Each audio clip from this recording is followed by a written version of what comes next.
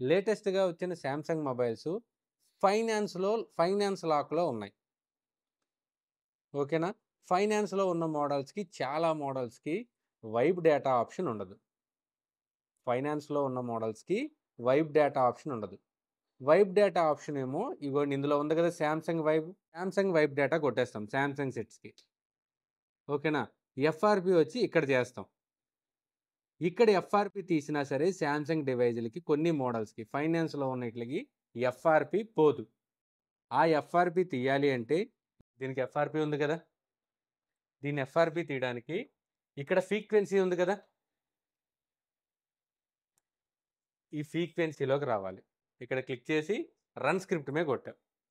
Trainer ఫోల్డర్‌లోకెళ్ళాలి. F64 బాక్స్‌లోనే script అని ఉంటది.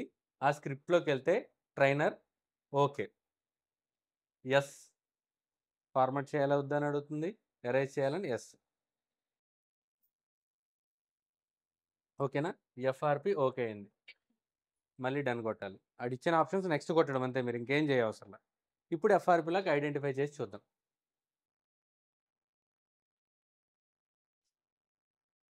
అన్నా ఓకేనా? బ్లాంక్.